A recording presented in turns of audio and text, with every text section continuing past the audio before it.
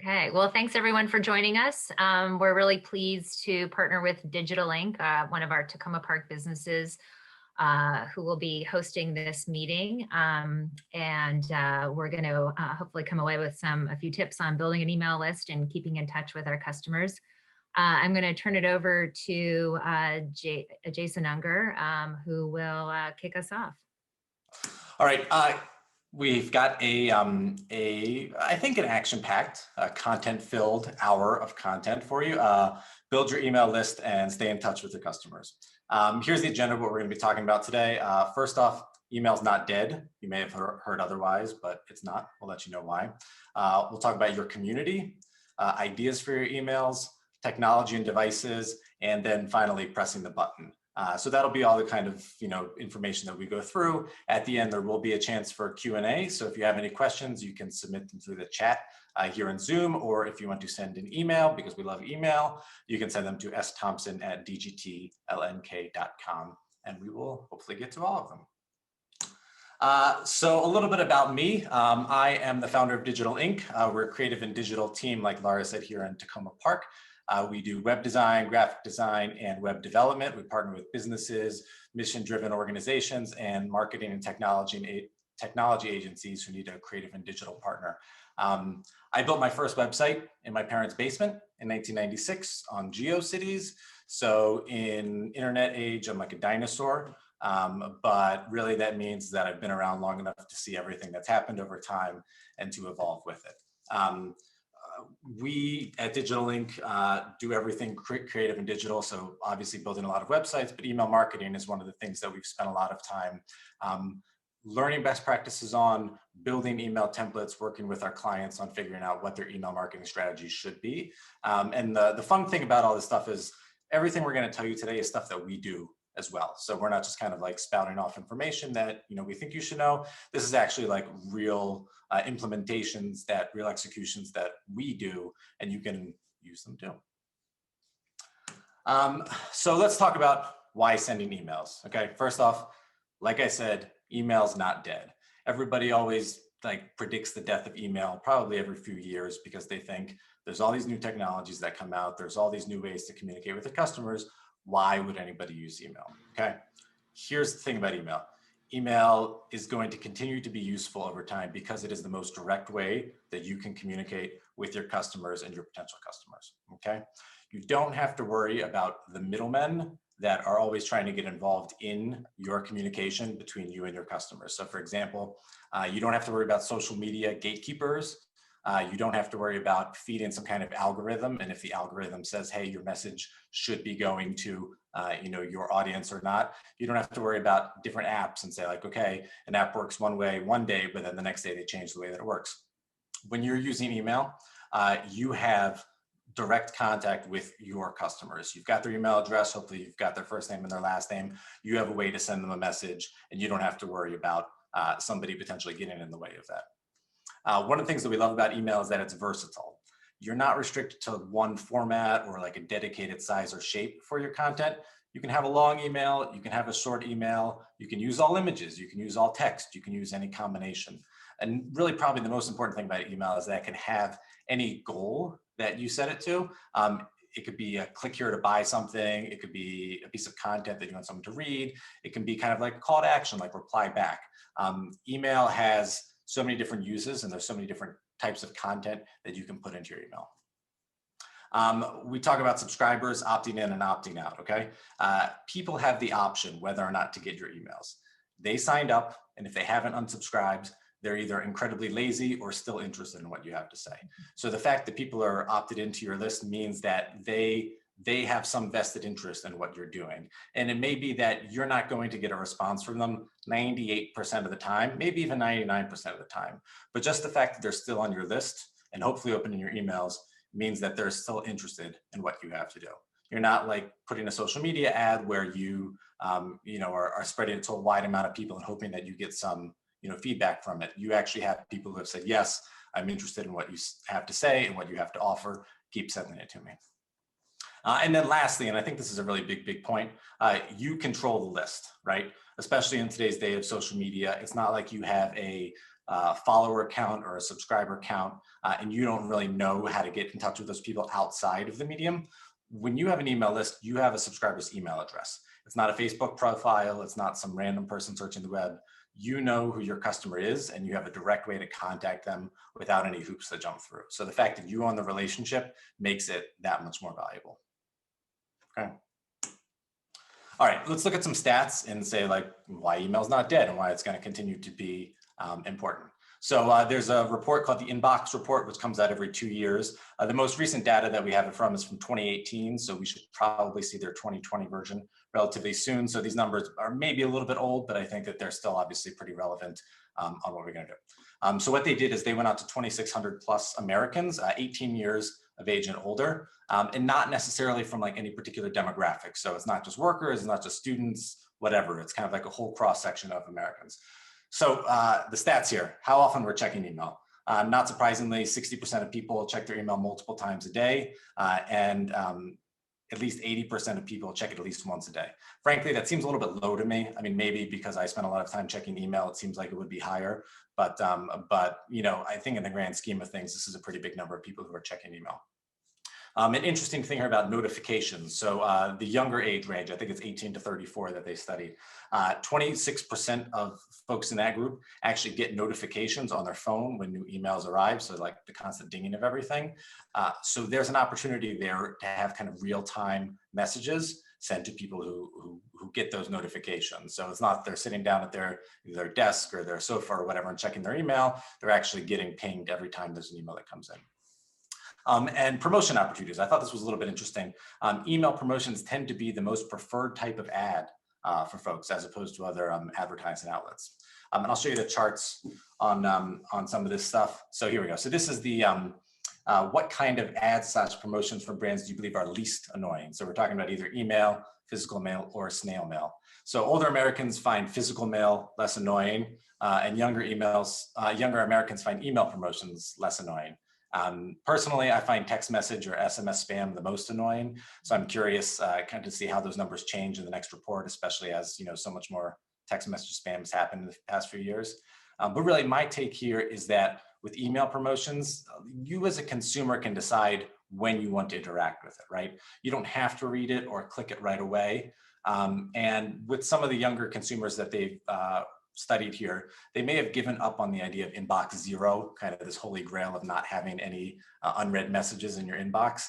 So having lots of email messages in the inbox isn't that big of a deal. It's something they don't sweat about. So they get to it when they get to it. They've got the ability to sit down and go through their emails when they're ready.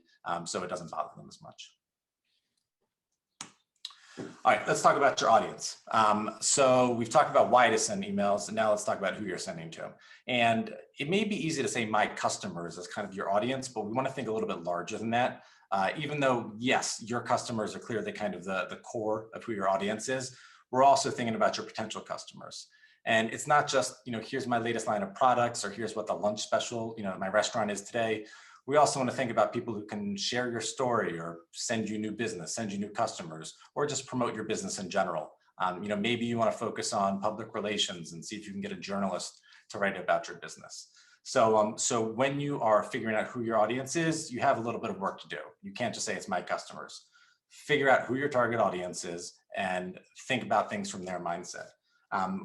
As you are able to figure out who they are, you'll know what you should send, how you should send it, how often you should send it, kind of all the important W's of sending emails.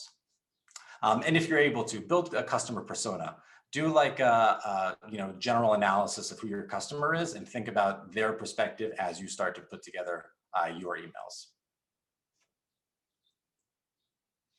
All right, so let's talk about the biggie, which is acquiring emails, okay? And really, this is a crucial and I think really just a never-ending process. You can never have too many emails on your list, assuming that they're pretty good emails. So we've got some steps here that we've laid out for you.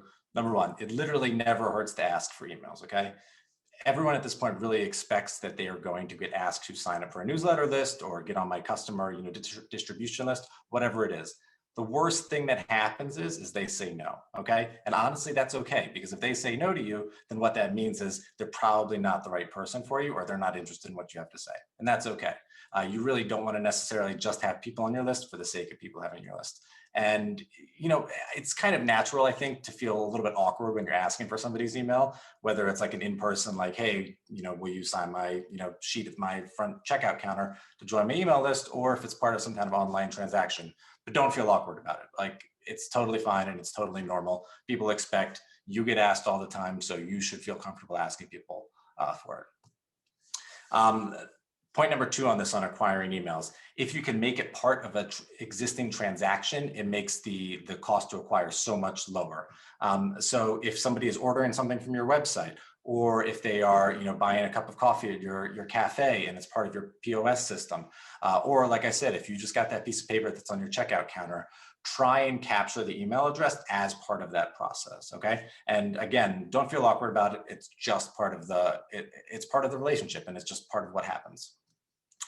Do your best to capture email multiple ways. So don't just think about, you know, sending out, you know, a social media message saying sign up for the newsletter, or, you know, as part of your transactions.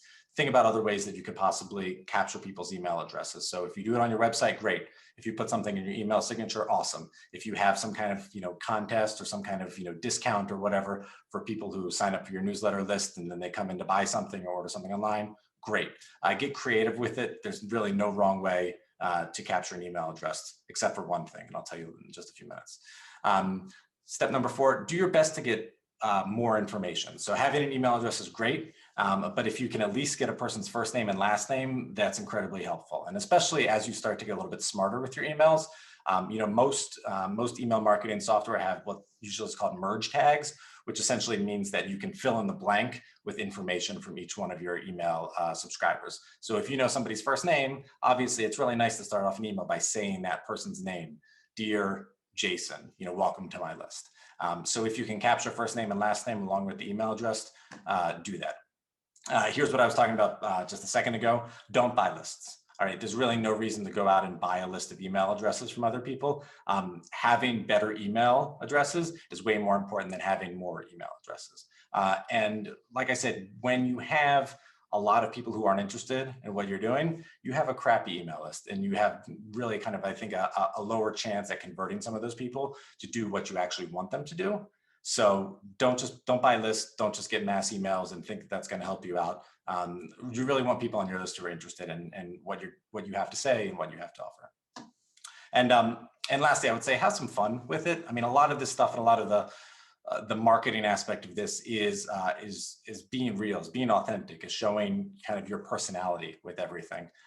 You know, obviously kind of an email list is a little bit of a transaction, but when somebody's invested in you, they want to understand who you are. They want to know, you know, kind of what your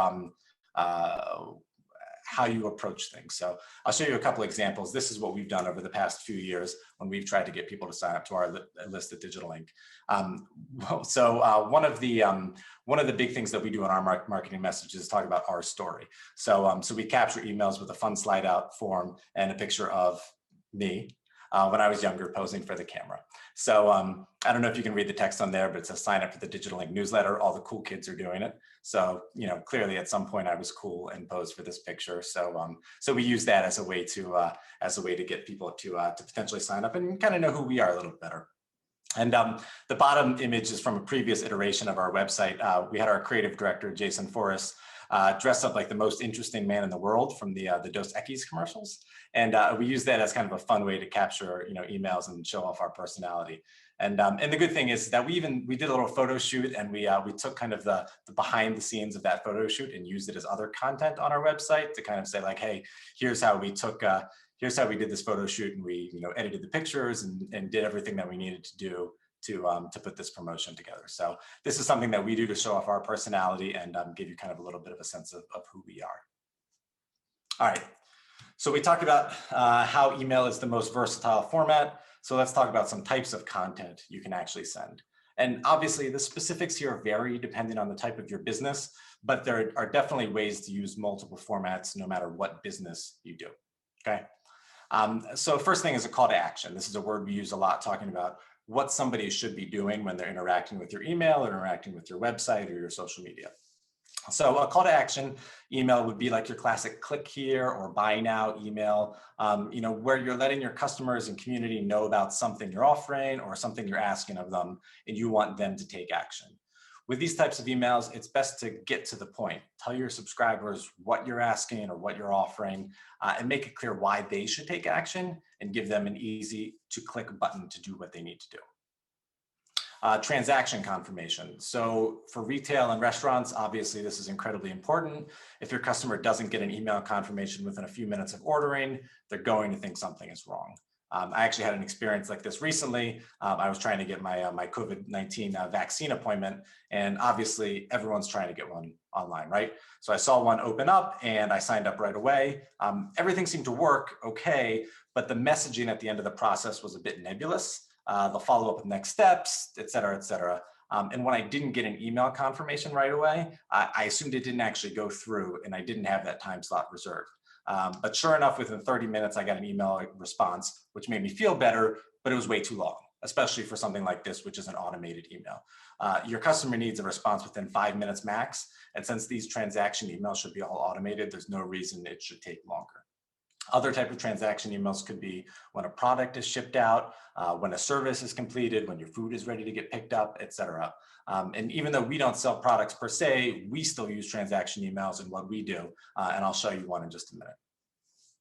A newsletter. So a newsletter is probably the most traditional email content that you can see, a weekly, bi-weekly, monthly, whatever the timetable is, a newsletter with content that is relevant or interesting to your community.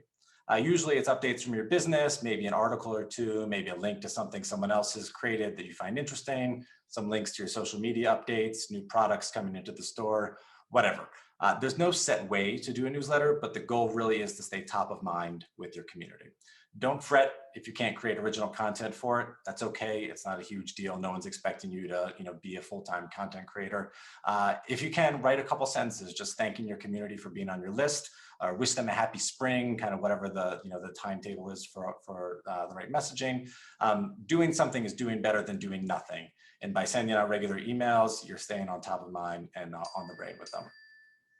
And then really the last one is connection. This can be done in a number of ways. Send an email that just says, thanks for being a customer, or thanks for being a friend of the business. This is the content that really endears you to your community. It's not transactional. It's not really even just to stay top of mind. It's kind of the authentic personal connections that business is all about. And obviously for most small businesses, your relationships are personal, and it's okay really to lean into that with your emails. So this is an example of our confirmation email when someone signs up for our email list. It's automated, so we don't have to sign it up every time someone subscribes, but it just kind of gives them a sense of what they're getting into when they actually subscribe. So we're big believers in the kind of the personal connection that we discussed. So for emails like this, we always sign off with the signature and person's name. In this case, our Director of Marketing Operations, Sarah Leah Thompson. Look, people do business with people, so we really lean into that.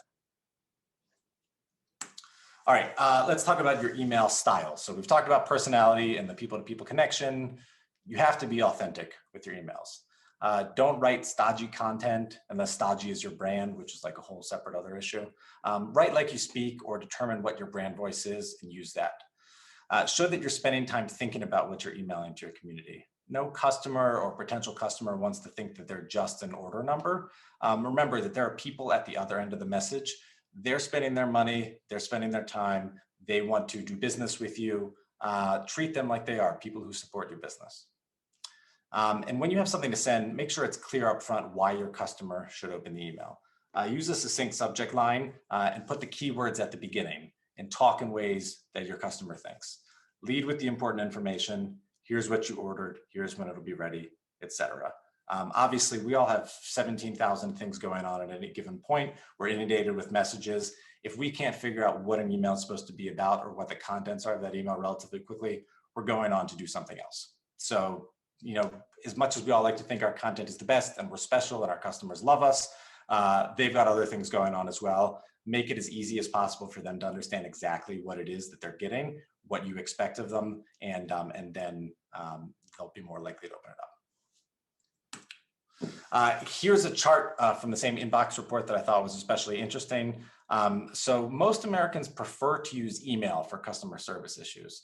And I don't know if there's no really explanation, I think, in their research why that is. Using kind of my gut and I guess my informed analysis, I would say that, again, email gives you time to figure out what you're going to say. You can organize your thoughts, you can edit, what your email is, and then press send when you're ready. So the fact that, most people would prefer to do kind of customer service via email, over in a store, I mean, I think it says something kind of just about the way that we expect to do business with our businesses. And all the way at the bottom is social media. So don't be that person who's just complaining on Twitter all the time. Talk directly to your people. And obviously, as you're talking to your customers, do your best to take that offline and talk with them directly. All right, one big thing that has changed over the past 10 years is how your customers are actually getting their emails. So we've talked about why to send emails, who to send them to, what you should send. So now it's time for the where. In this case, the where is your community. The where is where your community is actually getting their emails, and the answer is literally everywhere because they're all getting them on their mobile devices. So as everyone carries their iPhones or their Androids and really uses that as a primary device, mobile has become the overwhelming place where people get their emails. Okay, the number is actually something like 75% of Americans use their smartphones most when checking their email, which is more than desktops, more than laptops, more than tablets, et cetera. So as you are putting together emails, not just in design, but also in content, you have to think mobile first, okay? So that means if you're using an email marketing program, make sure their designs support a mobile first layout. And what that usually means is emails have to be easily scrolled and elements in that email have to be easily clicked on, okay? There's nothing more annoying, obviously, than trying to click on a link in a mobile email and clicking the wrong thing. So be very aware of the content that you're creating, and if you're creating a button or if you're creating a link, and making sure that it is easy for somebody with a finger to touch it. So how do you do that? It's a great question. The big thing that you have to do is you have to test. You have to test. Send emails to yourself, send emails to somebody else in your business, send emails to your family, whoever can help you test. Make sure you are doing that. Obviously, it's very difficult for most people to get their hands on 25 different smartphones to see what the interaction is like, but do your best to test as many different ways as you can. Go through the process yourself, see how it works. How do your emails actually look when somebody gets them on their smartphones? Are they easy to interact with? Do they look overwhelming to read? These are all the things that your customers are thinking about every time that they get an email. And it's very easy for you to do this. Just take off your business owner hat and put on your customer hat for every email that you get. If it's easy to interact with, great, they're doing something right. If it's a real pain in the butt to try and reply to or read or click or whatever, then something is wrong there, okay? So do your best to test these emails, especially on yourself. We've got some more charts here. So this is what we talked about before. Which devices do you use the most to check personal emails? Smartphone really is the obviously leading thing here. And in many ways, it's twice as much as laptops or desktops. One of the things I think, if you look at the right-hand chart, which is fascinating, how people purchased something after receiving a promotional email on it. So essentially, if you read this correctly, how did you make the purchase after receiving a promotional email? If you made a purchase after receiving a promotional email, most people did it on their smartphone, okay? So you're getting the email right on your phone and you're going to purchase it right away. You didn't see the email on your phone and then go sit down at your desk or at your computer and buy it from your laptop, or you didn't go into the store afterwards to buy it. You did it right there on your phone, probably where you saw the email. So I think this says a lot about the way, the speed at which people engage with relevant content. If it's useful to them, they want to buy it, they're going to do it the same exact way that they got the email. So always think about kind of that journey when a customer has gotten your message, and then making it as easy as possible for them to go and take action the way that they need to. All right, there's a lot of different ways to send emails, and it's best if you use email marketing software to handle it. Most will do everything from manage your list, give you sign-up forms, provide email templates, have easy to manage tools for adding content, suggestions for better subject lines, etc. 5 of the options that we've laid out here: MailChimp, Constant Contact, Square, which is really like a POS system but has email marketing built into it, HubSpot, which is what we call a CRM, a customer relationship management software, but also has marketing, a whole marketing suite built into it. And Campaign Monitor, those are all different email marketing software options you can get. There's a lot of them out there, and they all have kind of like their pros and cons of what they do better than others. Personally, we use MailChimp, and that's really because we've been using it for a long time. We found their templates to be very good. Their code relatively easy to write, and the list management works out pretty well. And they've always been somebody who's very helpful at making sure that your emails actually reach the inbox. So we're big fans of theirs, but by no means are they the only option out there for what might make sense for your business. If you are looking for email marketing software and you want to test the waters and see what's out there, make sure there's an easy way to import your subscribers. Hopefully you've got a spreadsheet somewhere that's got first name, last name, email address at a minimum of all your subscribers. You should be able to import that relatively easily in any software that you get. You want to make sure you have the ability to choose from or create your own templates. Options like MailChimp and Constant Contact, Campaign Monitor, and all these other ones, they have a number of templates that you can choose from, and most of them are based around what the actual content is. So if it's a newsletter, if it's just a transactional email, etc., you'll have different options to choose from in there. Again, mobile first designs is very important because everyone's getting their emails on their mobiles, so you need to make sure that the designs work well on phones. And then clear pricing. There's a few different ways that some of these softwares are going to charge you. Some of them charge you by the number of subscribers you have on your list. So if you have, tier 1, it could be up to 2,000 subscribers, and then that goes up to 5,000 for the next tier, 10,000, etc. Some of them may charge you by the number of emails you actually send. So the number of subscribers may not necessarily matter, but if you, email your entire base multiple times per month, they're probably going to charge you more. And then some of them just have like a flat monthly fee because it may be built in with something else that you offer, like the POS or the CRM. So just be clear about what the pricing is. Email marketing is one of those things where if you're not paying attention, it could get pricey. It shouldn't get pricey if you're doing everything right. But obviously, if your list has a lot of people in it and you're sending a lot of emails, just be aware of how much you're planning to spend on that. All right, let's talk about when to send emails. So we've talked about why, we've talked about who to send them to, what types of content to send, and where they're likely to be received. So let's talk about the when. Specifically, when is the best time to send emails? So this is the one fundamental that's definitely very dependent on your business and your customers and the type of message that you're actually sending. So obviously, if you're sending transactional emails, thanks for your order, your item is ready to be picked up or shipped, that should happen as close to real time as possible. Don't delay, make sure that those happen as soon as they possibly can. So when it comes to the non-transactional emails, so these are the questions you have to answer before you can actually press send. Does my content have a time sensitivity to it? So if you're sending out an email about your restaurant's new lunch special, sending it mid to late morning seems to make more sense than sending it at 6 p.m. in the evening. Or if you're a craft beer brewery, the closer you get to the weekend, the likely better your conversions will be on your emails. Figure out, what are your customers doing right now? What's your community doing right now? Where is your audience when you're hoping to get their attention? Are they sitting at their desk at work? Are they at home after a long day? Are they outside on a walk in the car? Figuring out that customer persona and really kind of looking at things through the eyes of your customer will make it go a long way to figure out exactly where they could be and how likely they are to interact with your email. And look, obviously, you're not going to know the specifics of this. You can't go out and quiz every single one of your subscribers and figure out like what they're doing at 6:30 p.m. on a Tuesday evening. But do your best to have that persona in mind as you create your emails. And that's the best way you can figure out when you should send them.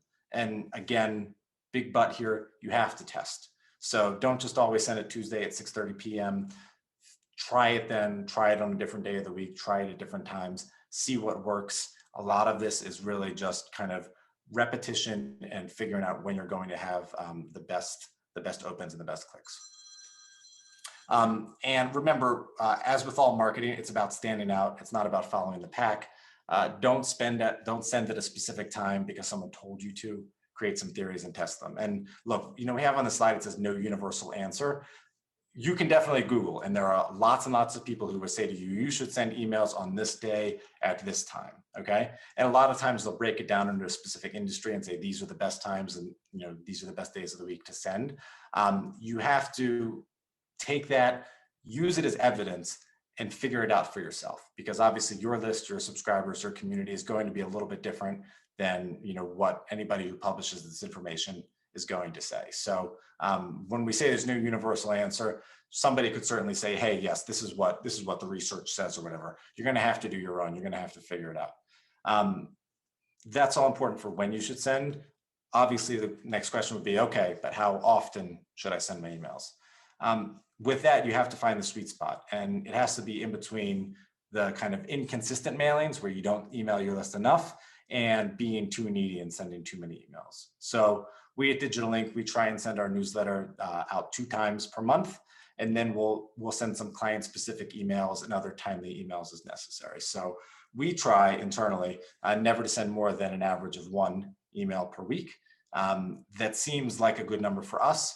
What I would recommend to everybody else is that you try and see what the right amount is for you. And obviously part of that is how much content you can put out on a regular basis, and as well as what your customers are expecting to see.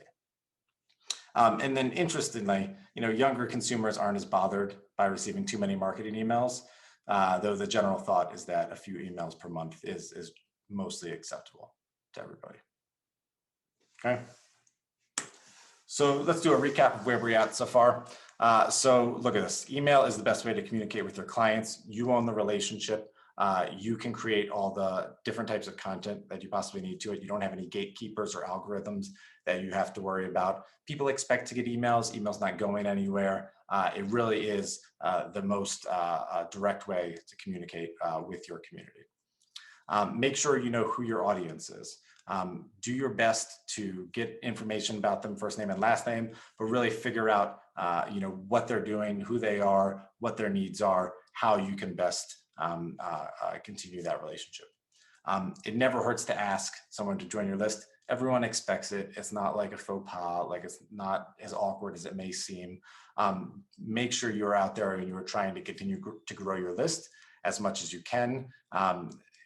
There's not a number where I would say to you, like, you have to have X number of emails, or you shouldn't have more than, Y number of emails. Do your best to continue to, gather your community, your audience, your subscribers, your customers, anybody who has shown any interest in your business and they have opted into it, put them on your list, make sure they have the opportunity to join, do your best to keep them engaged. Be authentic and try and connect with your audience. So show some personality. Obviously for most small businesses, it is personal. I mean, it's a family business, or it's a local community business, or you're working one-on-one with somebody. People like to do business with people they like. So, make sure that your personality or your business's personality shines through, and you really understand exactly, who you're dealing with, and you show off that side of you. Make sure your email is mobile responsive and easy to scan. So folks who are reading this, they're reading it on their smartphones. Make sure that the format of the email is easily accessible by them. One of the big things I always talk about is that you don't want people to be overwhelmed by your email, because as soon as they think that your email looks too long, or it's too confusing, or you can't do a good job of explaining what you need, they're going to do something else, right? So they've got their iPhone in front of them. They can go play Candy Crush or whatever else they want to do instead of read your email. So be as straightforward as possible. Ask right away, put the information up at the front, make it clear to the people who are getting your email what you need from them, or what you're telling them, or what the next steps are. And then finally, test everything. Email is one of those things where it's been around for such a long time. Everyone's got different programs, everyone's got different phones, everyone's got different expectations. You can't build it and then forget about it. You have to test it, and you have to make sure that what you are trying to get across is getting across as best as possible. So make sure that you're dog fooding your own emails and your own process. Go through and test everything. If you've got an online ordering system, make sure you're buying stuff. Have people buy things from you and tell you exactly, how it was, what pitfalls they came across, what they expected that they didn't actually get. Make sure that you are testing and you're continuously testing, especially as things change. Probably 10 years ago, I don't know that everybody really focused on mobile emails as being really kind of a key component to everything. Everybody's just designed for Outlook because everybody and their mother had Outlook for their email. But now everyone's got a bunch of different devices that have different sizes and have different expectations along with them. So you have to constantly be ready to adapt to what's happening, and you have to test, because testing is the only way that that you're going to make sure that everything's working the way that it should. All right, so we've got some next steps for you, and this is not part of the webinar, but obviously something that we think would make sense for you as you start to figure out exactly what your email strategy is. And I'll take a breather for a second and just say that if you have any questions, please put them in the chat or email to sthompson@dgtlnk.com. We'll go through those questions in just a little bit, but we'll take anything, any email marketing or technology or content related questions you have. So next steps, just try to implement one thing that you learned today. If you can do everything, great, you're awesome, you're an email superstar, phenomenal, we applaud you. This is a process that takes time, and even in our business, like, we don't do all this stuff at once. You really kind of do one thing at a time and you go from there. So try and implement one strategy, whether it's trying to figure out your customer personas, who you're writing to a little bit better, doing a better job at figuring out what types of emails you should be sending. If you are starting from ground zero, do the research on a couple of the email marketing programs that you could possibly use and play around with them. Most of them have free tiers that you can sign up with, and you can add yourself and your families or your friends or your business partners email address to, and send a couple of emails and see what happens. And even if really you're at the pre-stage of that and you just want to figure out, okay, what do I even have to email about? Like, figure that out first. Decide, okay, these are the types of emails that I could be sending. If they are very like call to action types, buy now, or click here to enter a contest, or whatever it is, great, awesome. If you really want to get into kind of more of the the content, like you're doing a newsletter, or you're sharing what other people are saying, or you have your social media updates, whatever it is, figure out exactly what type of content you can put together and do that as the next step. So if this webinar starts the question journey for you, then great. Then you're starting to really kind of think critically and strategically, and not just clicking on the next buttons. So obviously, if you would like to follow us for insightful advice, we're on Facebook, LinkedIn, and Instagram. Instagram is mostly just pictures of our pets, but we think that that's kind of cool. So if you are interested in that, by all means. We also have a few more links that you can read. This is stuff that we've written over time. Some of it has to do with how to get your emails open. We didn't really talk a lot about stats. Email stats are just like any other web stats. There's a million of them, and the question isn't really what they are, but what you do with them. So if you want to get better at your open rate, which is the actual number of people who are opening your emails, we've got an article for you here where you can download the presentation later. We'll share it and you can read that. If you want to find some easy ways to grow your email marketing list, awesome. Same thing with getting more email subscribers. And then we've got a post that we did a couple years back called Email Newsletter Design Best Practices. And a lot of this stuff is, this was written by our creative director, Jason Forrest. This is really just design tips on how to make your emails more engaging. And again, a lot of that has to do with the actual content that you have in your emails. We are big believers that content drives what your design is. You don't want to design just for the sake of it. So making sure that your emails are actually formatted around what the content that goes in there, and obviously what the goal is, are a big deal. So you can click on those links when you download the PowerPoint, the Google Slides after the webinar. So, all right, I think we're getting into our Q&A time here. Sorry, Leah, I have not been monitoring the chat. I hope you have. Do we have any insightful questions or anything that we can jump into? The first question that we have is actually from me, because I'm curious. Jason, are there any emails that you've received lately from other companies that stood out to you? And if so, what about them caught your attention? Yeah, it's a really good question. It's funny. I think a lot actually about the emails that Laura at the OTBA sends. And it's funny because, she sends emails on a regular basis about things that are happening here in Tacoma Park in Old Town. And a lot of times it was kind of like I mentioned before, I don't really interact with them. Like there's not a lot of like, click here to do this unless there's like a community meeting or something. But it's one of those things where I always want to tell her, and I probably should. So Laurie, here, I'm telling you right now, it's like, I appreciate getting those emails, even though there's not actually like an action that I take with those on a regular time. And obviously the action is just me opening it up and seeing what's going on and seeing like, okay, there's, you know, a news about, you know, some development or something else that's happening, you know, in Tacoma Park. And that's one of the things where sometimes I'm sure it can feel like you're sending out emails to your list and you're not getting any kind of like feedback on it always, or maybe you're getting from, you know, 1 to 2, especially, you know, passionate people. But just the fact that I know that it's there and like I always read it and, you know, it's great. It gives me my update and then I move on to the next thing that I need to do. But it's as a consumer of emails, I can think both ways. I recognize that doesn't really help Laura out so much because she doesn't know that I'm like paying attention to it and that I care about it. But the fact that obviously you're still on the list and you're still engaged with it obviously is a big deal. And look, people can unsubscribe from everything. Like I'm sure that probably most of the people on this call and most of the people in general have had like that one like late Saturday night where they're like, I'm just unsubscribing from all of my emails right now. And it feels very good to do that. So the fact that people who are on your list want to continue to be on your list is awesome. In terms of actual specific, you know, specifically designed emails, I always love seeing emails that are designed interestingly, something that's a little bit out of the box. You know, as someone who's designed and developed a number of emails, it can be difficult to be creative with them because you have a lot of limitations about the actual software that people use. You can't always be as creative as you would like when you are when you're building out and designing these emails. So anytime I can see an email that like has a really cool design to it, I appreciate it just as a creative person. So there's been a few of those in the past, and maybe in the notes or whatever we'll post links to some of those. But yeah, you can always tell when a company has spent time, you know, making their emails, you know, a little bit extra special. Awesome. For our next question submitted by Lori, Lori, I just wanted to ask whether or not you wanted to answer it yourself. Sorry, not answer it, ask it yourself live. Sure. Jason, I actually had 2 questions. The first being, what are your thoughts on A/B testing and is it worth it? So I'll let you answer that and then I have a second one. Yeah, that's a great question. So A/B testing, for those who aren't aware, A/B testing is the idea that you can send out an A version and a B version of your email. And normally what happens is you send it out to a segment of your email list.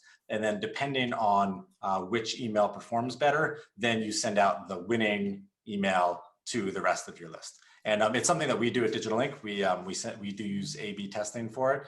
And I think what A/B testing does best is it kind of gives you a sense of who your audience is a little bit better. I tend not to think of it as really kind of driving like what subject lines we should write or what content, but really kind of understanding what people are open to. So we don't live and die by it, but like obviously it's good if there's like a big significant difference between one subject line and subject line number 2, then that's great and that's good to know. So it's, you know, if you've got the ability to do it, awesome, test it out, use it as kind of more evidence as you start to you know, grow your email strategy. Great. And then my second question is, and this might be very industry dependent, but is there an ideal email list size? Like, should you wait until you have X amount of emails to start, you know, sending out a newsletter, to start sending out emails? Yeah, I don't think that there's an ideal size. I mean, I would say as soon as you have, I don't know, 20 emails, like send it out. You know what I mean? If nothing else, like what it does for you is it gives you kind of the repetition, the practice to send out content that your customers might be interested in. So, you know, obviously your customers don't know that there's only 20 people on the list. So like for all they know, you could have 20,000 on there. So I would say do it, start sending emails sooner rather than later. You know, there's not a specific number. I would say wait until you get it. Cool. Thank you. Thanks, Larry. And if I can actually add on to that, just today I came across a short blog post specifically about A/B testing and asking the question of how frequently should one do that. I'll put it in the chat right now. It's just a blog post from a bunch of other email experts, and the conclusion pretty much is it never hurts to go for it, even if you're just testing something like whether or not to have an emoji in your subject line or not. You know, if you can get good data and figure out, oh, that people actually think this is funnier, even though I think that's funnier, you know, it never hurts. And so far, we don't have another question. If anybody has been inspired and has a question, feel free to go ahead and submit it in the chat or give a wave and we'll unmute you if you want to ask it live. I'll say real quick, Yeah. sorry, the emoji thing seems to be a relatively recent trend. People putting emojis in their subject lines to see if that helps. And I don't know, I haven't seen like the research on that to see if it makes a big difference, but I think either it does or just everyone sees everybody else doing it and they toss it in their subject lines. Yeah, that's kind of the two different discussions I've been seeing so far. I tuned into this MailChimp webinar a few weeks ago that was really informative, and everybody on that said, definitely use emojis. We love emojis, just use one though. And then I've seen another very in-depth research by, what was NNG? What's the full name of that group, Jason? Nielsen Norman Group, they're phenomenal. Yeah, so they had a very involved research project that kind of alluded to that, where everybody will scan their inbox and they'll just see a ton of emojis and sometimes go for the ones that aren't emojis at this point because it's just kind of saturated. So an A/B test is perfect for that as an example, because who knows what the right answer is, but the data will tell you. Yeah. One thing I'll tell you real quick as just another tidbit, if there's any other questions that want to come in. Obviously your subject line is very important, but also there's a thing called like the preview text, which is like usually about a sentence worth of text that goes towards the top of your emails. And if you're using MailChimp or Constant Contact or anything, they normally have a field for it. But if you're using something like Gmail or Outlook or any of these other programs, you'll see the subject line, but then you'll also see like just a little bit of the preview text that goes after it. And that's really an opportunity where you can have something else that's eye-catching. A lot of times people who aren't digging deeper in their emails will just have it say like view email in browser, which is not helpful whatsoever to kind of differentiate you as somebody's looking through their inbox. So if you have the ... as you test out your subject lines, also make sure that you're adding that kind of preview text at the beginning that may say like plus, 10% discount for ... You kind of want to give somebody a kind of an extra bit of information as to what's in that email and maybe another kind of tease as to why they should open it. Awesome. And we have recorded this webinar and we're going to be sending it out to everybody who registered. So if there's anything you want to recap on or you missed, if you want to share it with somebody else who you think would be interested, this link will be available to you. And we'll be posting the presentation as well, as Jason mentioned. But if there aren't any more questions, I think we're good. So Awesome. Yeah, thanks to everybody so much for tuning in today. And Laura, thank you so much for hosting us. And Jason, I'll let you do the final words as well. Oh, cool. Awesome. Good luck with everything. Obviously, everybody, if you've got questions and you want to reach out to us, our website is dgtlnk.com. You can follow us on social. We're everywhere. And we're more than happy to just talk with you about kind of what your email marketing strategy looks like. Like I said, you can download this presentation. We'll have links, etc. Good luck. I mean, do something. Something is always better than nothing. And start slow. Continue to kind of just grow your list and go out and have fun. Thank you, Jason. That was really helpful. Thank you. Absolutely. Thanks, Lara. Thank you. All right. Thanks, guys.